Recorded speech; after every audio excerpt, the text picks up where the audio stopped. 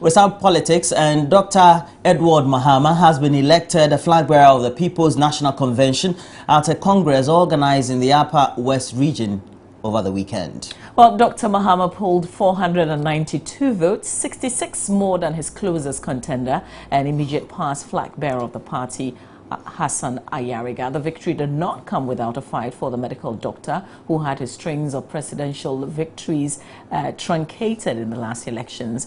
Well, Congress, however, was not without pocket of violence. Here's a report by Rafiq Salam Inwa. The 7th National Delegates Congress of the People's National Convention, PNC, was held on the theme, Victory Begins at Home. It is to pay homage to the founding father of the party, former President Dr. Delali Emmanuel, who hailed from the Upper West region. 1,536 delegates attended the Congress. The beauty of the Congress was nearly marred by report of 2 gunshots fired during the National Executive Committee meeting at the Wa In-Service Training Center. 3 suspects were arrested by a combined team of the police and military. A gun, which the police later confirmed as licensed, was also retrieved from one of the supporters. Former General Secretary Bernard Mona, now elected as National Chairman, who confirmed the incident to Joy News, said he could not confirm the report of gunshots. I wasn't outside. I also heard boom, but I cannot say whether it was a gun, it was a firecracker, or a sort of bomb. There was, however, calm at the Na Sidiki Bomi II Park, the venue of the Congress, where several of the aspirants were moving from one end to the other, doing last-minute campaign.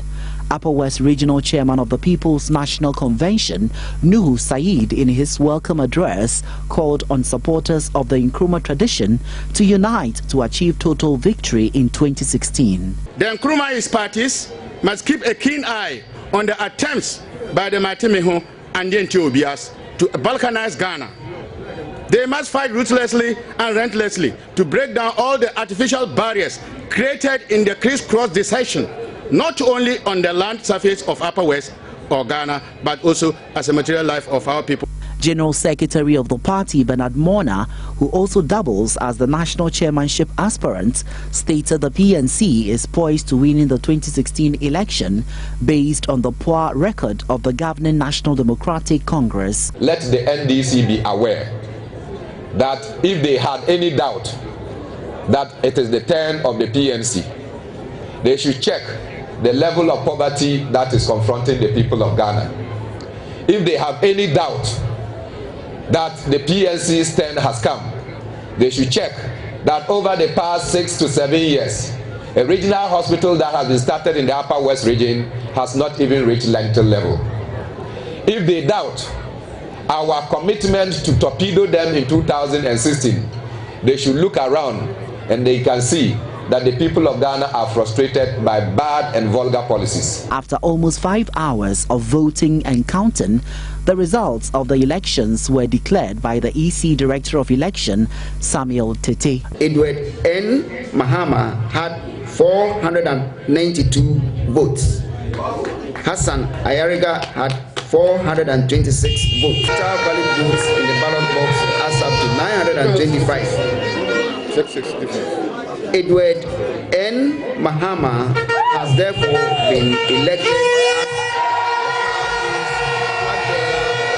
Dr. Edward Nasigiri Mahama, in his victory message, thanked the delegates for the confidence reposed in him and pledged to offer Ghanaians, if given opportunity, leadership that is not only dynamic and visionary, but with integrity. To walk through this door needs new dynamic visionary leadership. Leadership not only dynamic and visionary, but with the integrity that will be very difficult to corrupt, especially the corruption that comes from power. I personally, as a practicing Christian physician, recognize that power comes from God Almighty, and the new beginning is for Mother Ghana to give PNC a chance to form the next government. Leave both NDC and NPP just for one term, one parliamentary term, and see what the new beginning will be like. Rafiq Salam's report from WA for Joy News. Well. Well, meanwhile, the defeated presidential hopeful of the PNC, Hassan Ayariga, has announced his breakaway from the party. Mr. Ayariga claims he was unfairly treated at the just-ended Congress, which eventually led to his defeat. He says he would later today, this Monday, hold a press conference to further elaborate on his decision to leave the PNC. You know, we'll bring you the latest on this, but we've got to say congratulations to our colleague Rafiq Salam, who is in Wa, who stayed all through the night to bring us this report.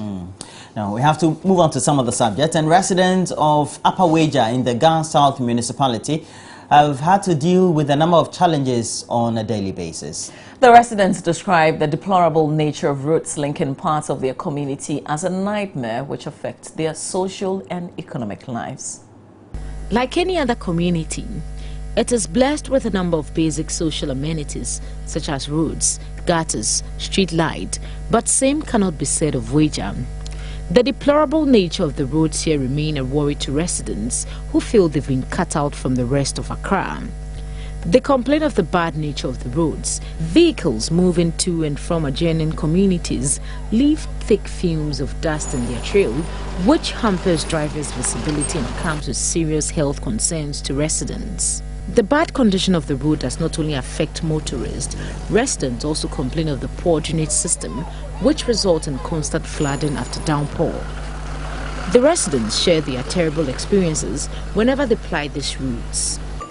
If even you happen to go out to get taxi to come here in the evening when the passenger cars, the trotros, because of that one, they charge higher fees than charging from Weja Town to Malam Junction, because they say the roads are not good. Yes, and then we have to, beg them to try and then help us. And so when they agree to, bring their ply here, it means they have to charge higher. So it affects us mostly because in the morning, because you don't get regular cars like small commuter buses coming in and out there.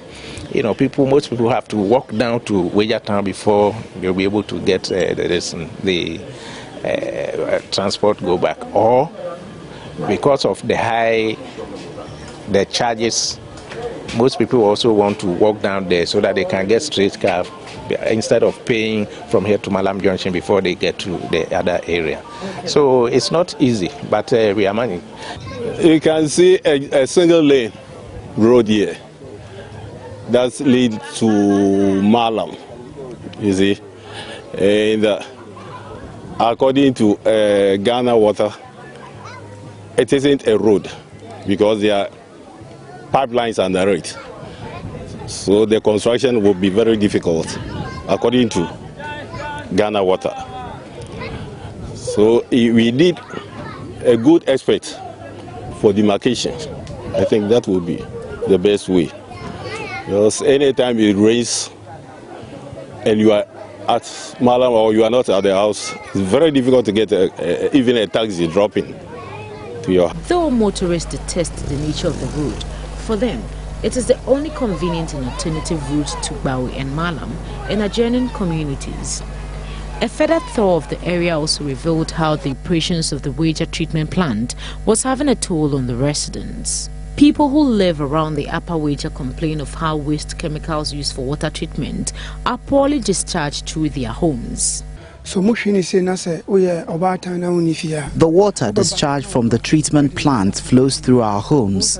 This is very bad because the wastewater can be very harmful to our children. About a few months ago, fowls who drank this water died as a result. We fear the worst could happen if our children continue to play around here. But when the news team contacted authorities at the treatment plant, they blamed residents for encroaching on the Ghana Water Company Limited land.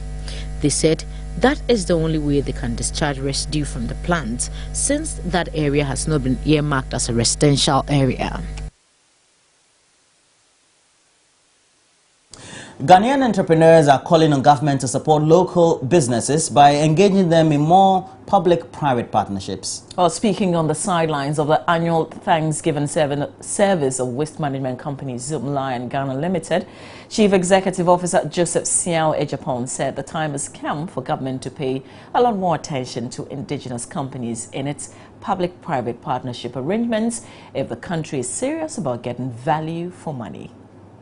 We're looking at the public-private partnership. If government will dedicate more attention by facilitating, supporting and engaging the private sector in every sector, being energy, being gas, being IT, being everything, Ghanaians will build Ghana. We were born here, we were trained here. That is the only country we have. We don't have any other places.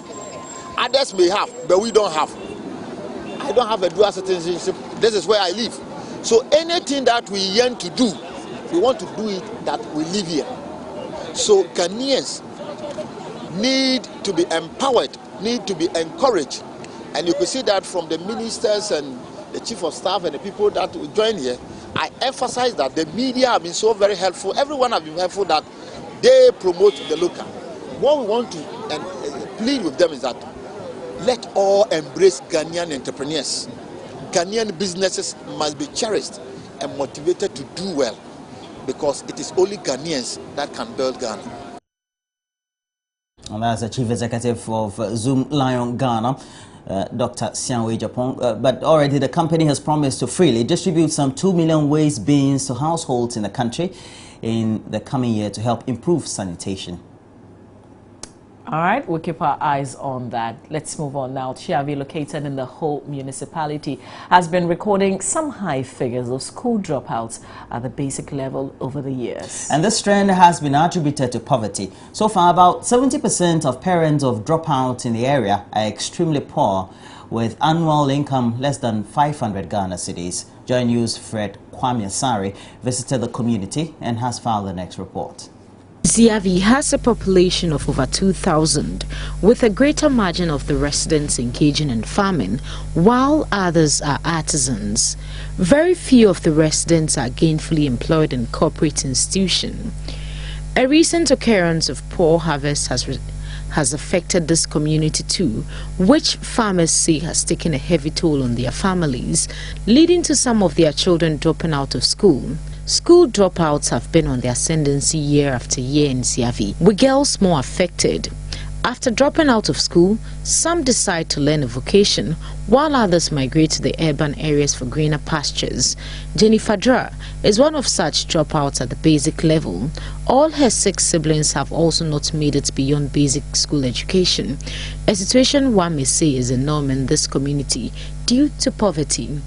After completing senior high school, Jennifer had ambition of continuing to the senior high level and becoming a nurse in the future, but her dreams were shattered.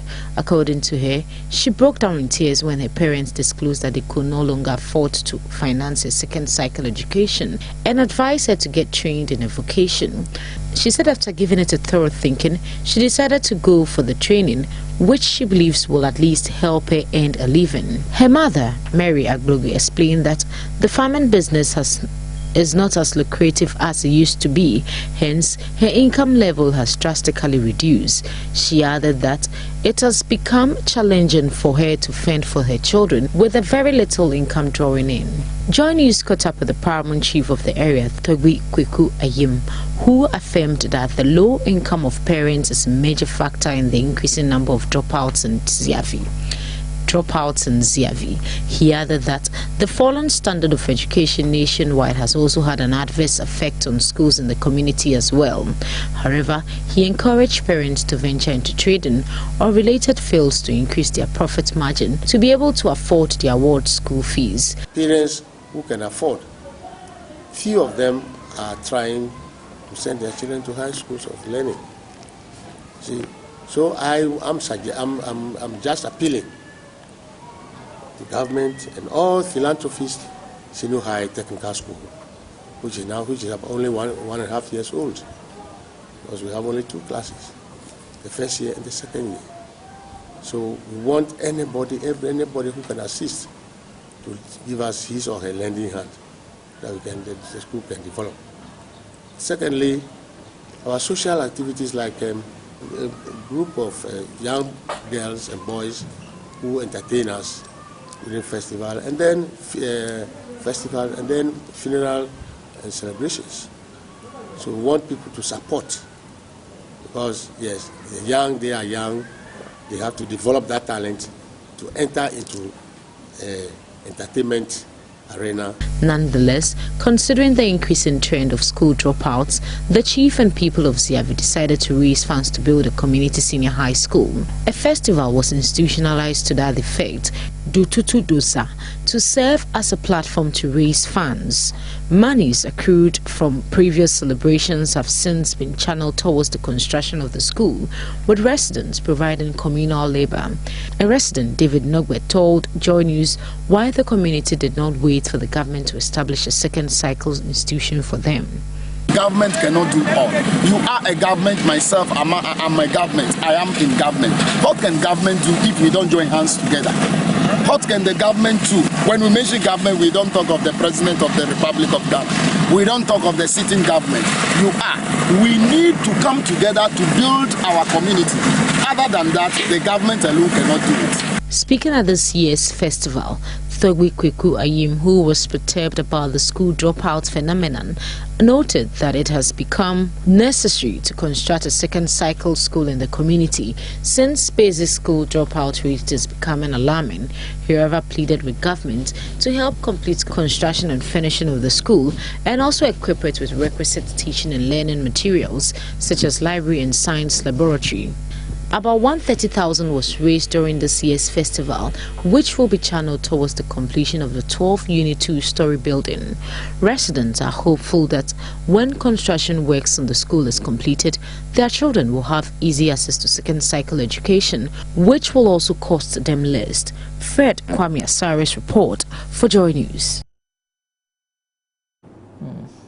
All right, so that's it for the news that we've brought you, but we've got a press statement that's been signed by Prime Minister Kwabena Donkor on all the news about Mary making rounds, particularly on social media over the weekend, that some major news sites have also reported on. It's very extensive. We're going to break it down. Let me just read the beginning of it. The Ministry of Power has noted publications and sections of the media attributed to a Norwegian newspaper, VG. The thrust of these publications is that 1. The Ministry of Power representing government entered into an arrangement to secure a 250 megawatt power plant with a company of dubious background. 2, that the transaction amounts of $510 million is inflated compared to other options. The ministry wishes to state that these publications are false, misleading, and a gross misrepresentation of the facts. For the avoidance of doubts, the Ministry of Power wishes to clarify the matter as follows. And those details we're going to be bringing to you because it's quite long. But this is the statement that's just been issued, signed by Prime Minister Dr. Kwabena Donkor on this Mary deal that's been making rounds. They say it is false, is misleading, not true. Okay, so we'll bring you a lot more details. Many of you also have been sending a lot more of your messages through the WhatsApp number we have for our console, 0560 800,000. We have to say a lot more of the messages have centered on the PNC, and well, we'll have to read a lot more for you. This one is very long. It's from Maxi Bimbela. Says PNC has done well by eliminating the moles of the NDC in their party. Ayariga was not just a joker, but also on the pay slip and sponsorship allegedly of the NDC to help their cause to the disadvantage of his own party. Can he prove? There's a lot more of the comments almost focusing on the PNC Congress that was convened over the weekend. Yeah, we'll come back and share a lot more of those messages. When we return, though, we will check out what the news portals are reporting. Hopefully, we'll have the headlines as well to share with you. This is the AM show. It's the Monday edition. Wake up! The cold is not so much, right? No, I think that the Hamatan just flattered to deceive, almost like. So you have no excuse. Just get up. We're taking a break. When we come back, we'll look at all the stories and right here.